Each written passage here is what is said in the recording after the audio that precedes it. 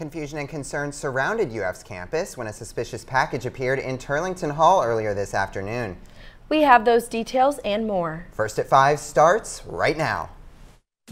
First at 5. From the University of Florida's College of Journalism and Communications, you're watching WUFT News. Good evening and welcome to First at 5 from WUFT News. I'm Jacob Sedesse. And I'm Mistie Webb. Thanks for joining us. We move right into the developing story today out of the University of Florida. WUFT's Chris Will joins us live from Turlington Hall. Chris, what is happening out there? Yeah, the vibe has certainly changed within the last hour or so here at the University of Florida's Turlington Hall. You could feel the tension just hours ago amongst both students and faculty and law enforcement as they scrambled to figure out what exactly was going on.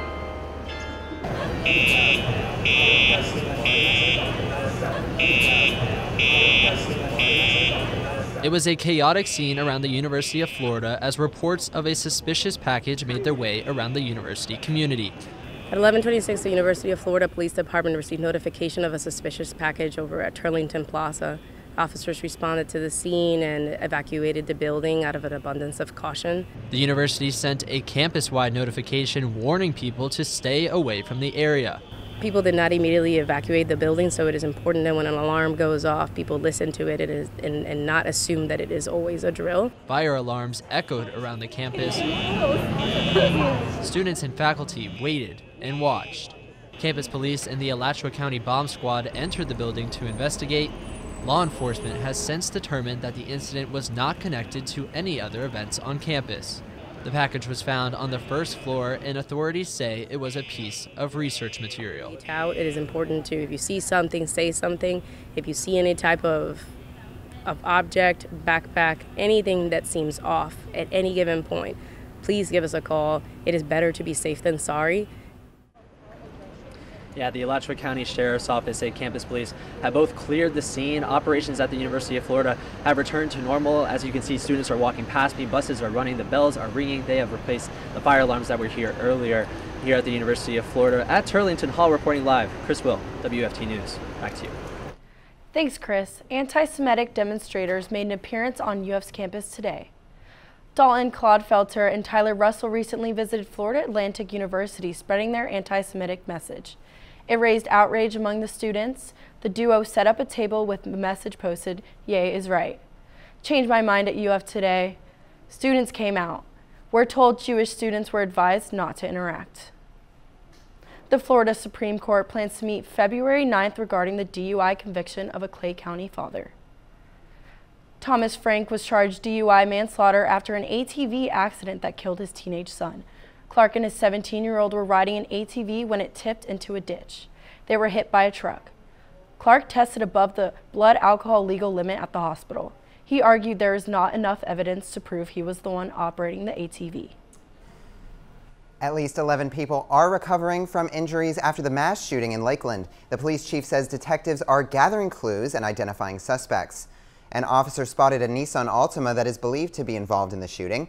The car that drove by a crowd of people on Iowa Avenue North Monday afternoon, minutes after a school bus had dropped off children. 4 people were inside the car, according to police, with at least 2 of them firing shots. Community leaders are urging victims not to retaliate. For the citizens that were injured, that are in the hospital, please let law enforcement do their job.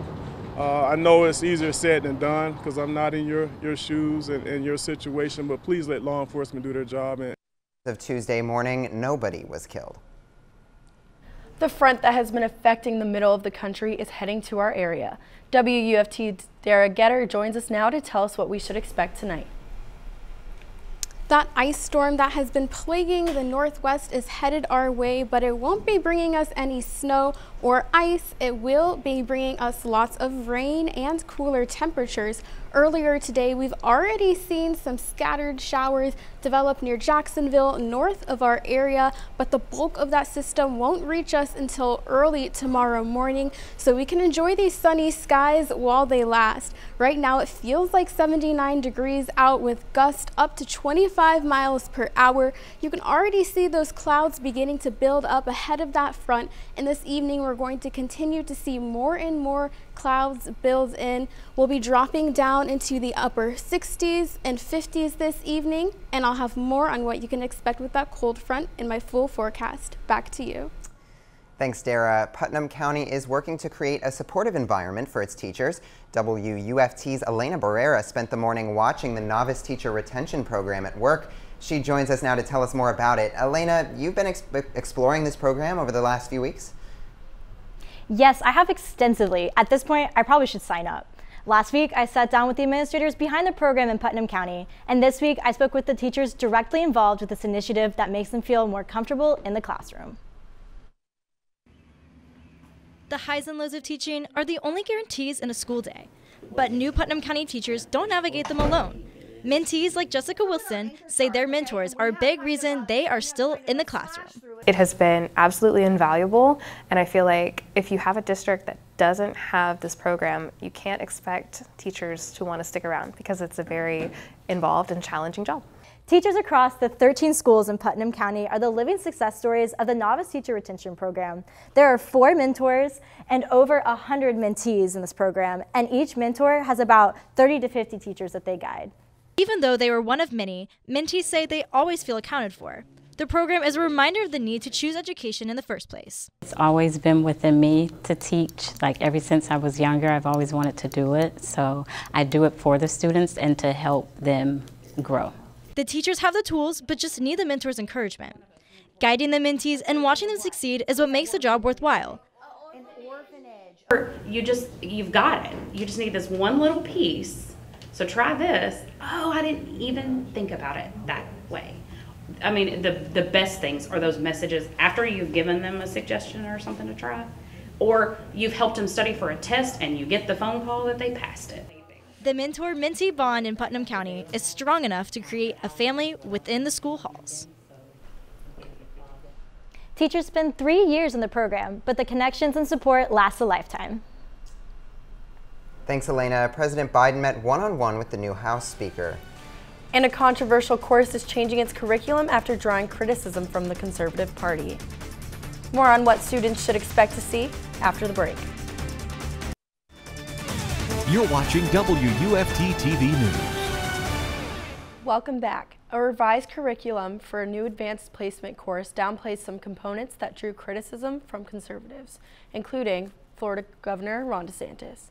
WTVJ's Ryan Nelson explains the changes.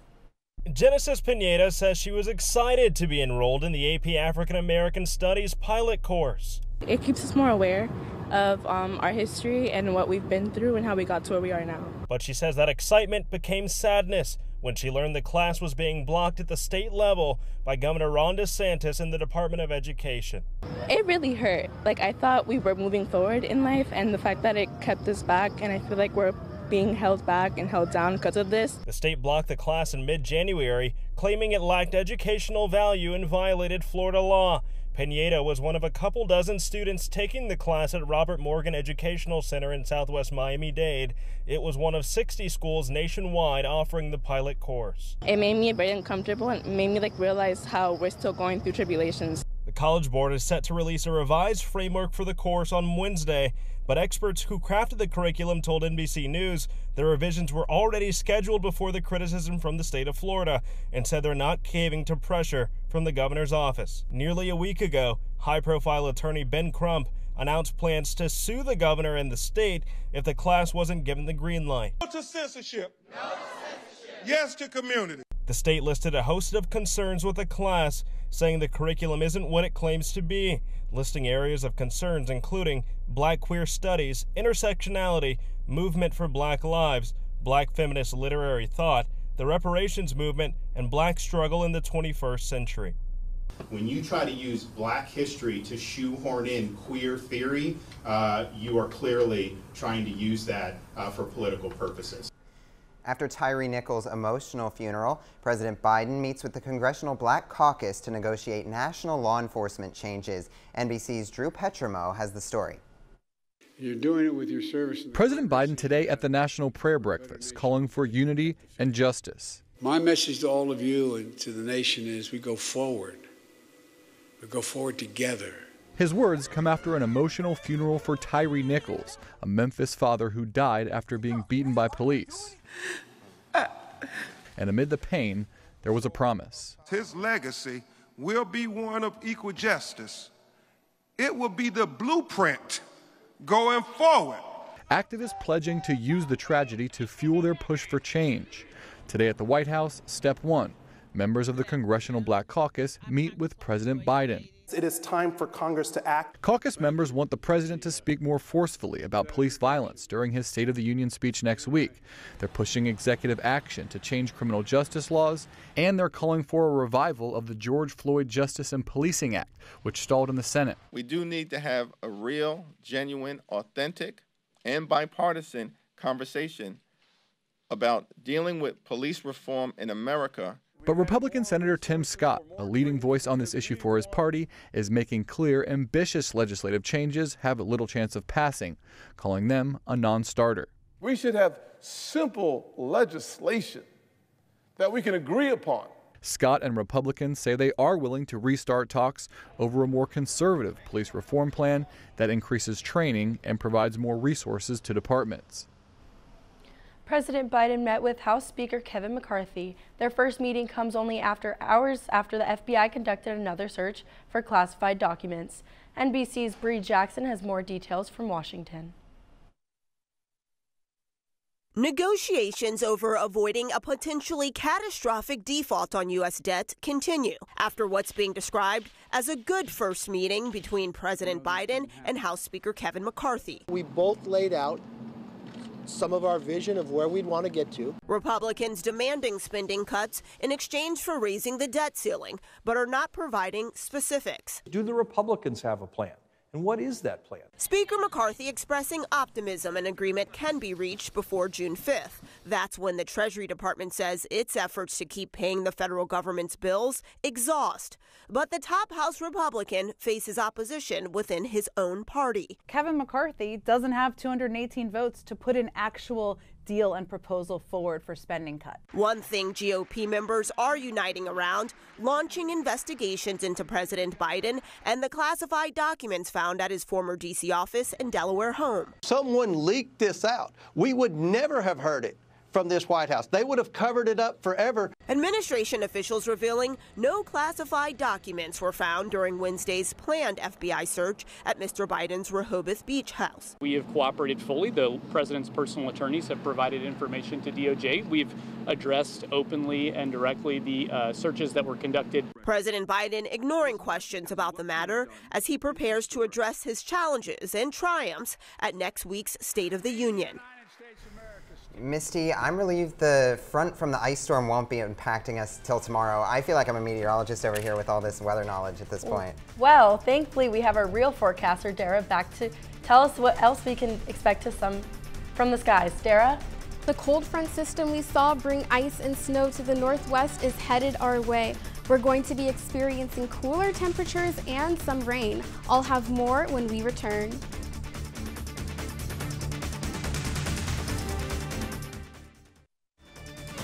You're watching WUFT-TV News. Welcome back. We've been feeling spring-like temperatures all week, but that is about to change. Right now, we're seeing temperatures in the upper 70s, 78 in Gainesville, with temperatures in the 80s near Ocala and the Villages. Outside on your campus cam, beautiful blue skies, but this is going to look a lot different this time tomorrow.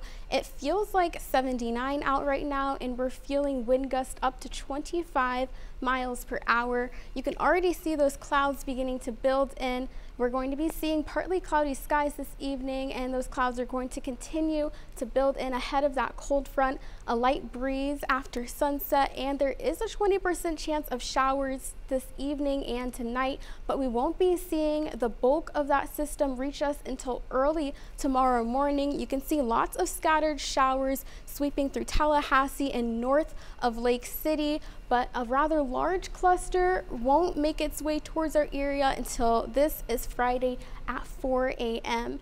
Your low tonight is 58 in Gainesville and 60s to the south near the Villages. And tomorrow, your daytime high is in the upper 60s.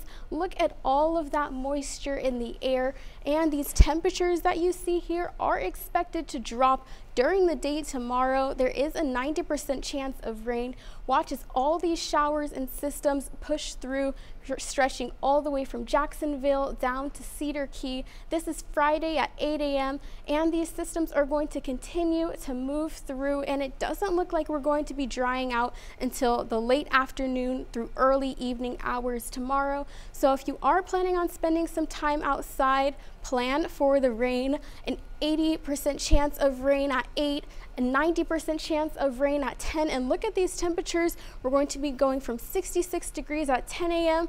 to 58 degrees at 4 p.m. So those temperatures are going to be dropping. Showers and thunderstorms on Friday, sunny and breezy skies on Saturday, and mostly cloudy skies on Sunday as those temperatures return to normal. Upper 60s on Friday, but we're going to be climbing back into the 80s next week. Back to you.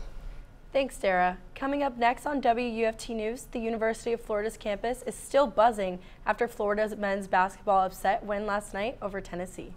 That's right. The Gators knocked off the #2 ranked team in the country, matching the highest ranked home win in program history for the Gators. And the excitement doesn't stop there as the women's basketball team prepares for an SEC showdown tonight. All that and more coming up after the break.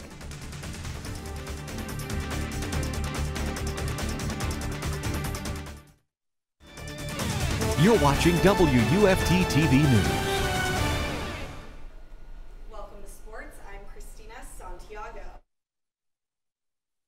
Women in Sports Night, and what a better way to celebrate than a Florida women's basketball SEC showdown. WUFT's Bradley Shimel joins us now outside the O'Connell Center for more on what's going on for tonight's game. Bradley, what do you have for us? Well, the Gators are back in action tonight, taking on the Texas A&M Aggies. Gators come into this game having lost 5 of their last 6, most recently losing at Auburn in a game where they really struggled offensively, shooting only 27% from the field. We look to improve that tonight as they take on an Aggies team with only 6 wins on the year. Their first matchup, the Gators won 55-48. Tip-off is set for 6 p.m. Reporting live outside the O'Connell Center, I'm Bradley Shimel. Back to the desk. Thanks, Bradley. The University of Florida's campus is still buzzing after the Gator men's basketball team knocked off the #2 ranked Tennessee Volunteers. Florida defeated the Vols 67-54, outscoring the country's top-ranked defense 29-10 over the final 10 minutes. Colin Castleton led the team in scoring with 20 points, and Kyle Lofton added 14 points, with 12 of them coming in the second half. Florida men's basketball head coach Todd Golden says that the team's offensive performance was key in securing this win. We had to execute, and we had 12 assists, only 10 turnovers. Stepped up, hit 7 threes, made our free throws for the most part. And again, it was just an awesome night for us, for our program, and for our guys. I'm really happy for them that they get to enjoy this. This win matched the highest ranked home win in program history for the Gators. Florida has now won 5 of their last 6 SEC games, and they'll go for another one this Saturday when they face Kentucky and Lexington. Santa Fe men's basketball took to the hardwood last night, and they simply could not stop scoring buckets. The Saints defeated the St. Petersburg Titans 77-57 after being down by 1 at the half. Santa Fe outscored St. Petersburg 50-31 in the second half.